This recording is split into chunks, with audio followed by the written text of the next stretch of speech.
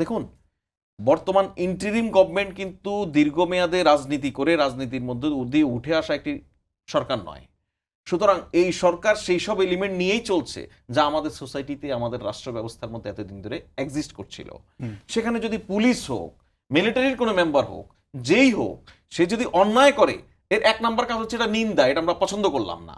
2 নম্বর কাজ হচ্ছে তদন্ত করে যারা এর জন্য দায়ী তাদের বিরুদ্ধে ব্যবস্থা নেওয়া।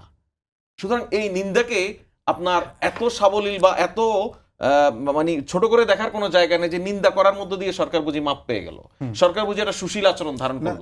মোটেও তা নয়। এটা শুধু মানে এটা যে আমাদের প্রশ্ন তেমনটিও নয়। ডেফিনেটলি আমি কিন্তু আপনাকে আমি অ্যাকিউজ করছি না। দেখেছেন যে আমরা অভ্যস্ত নয়, আমি যেটা বলছি জুলাই গণঅভ্যুত্থানে যারা প্রথম সারির নেতা, আপনি হাসান আব্দুল্লাহর কথা নিশ্চয়ই দেখেছেন, যার কথাই বলেন, আসিফ নজরুল স্যারের পোস্টের নিচে তিনি কমেন্ট করেছেন। আমি বললাম তো, আমি যার কথাই বলেন, যে প্রথমত আমরা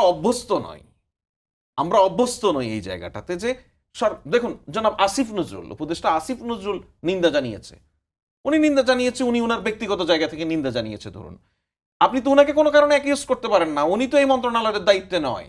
তার মানে কি ওনার নিন্দা জানানোর মধ্য দিয়ে সংশ্লিষ্ট যে মন্ত্রণালয় তার উপর আরো প্রেশারটা বাড়ে কিনা?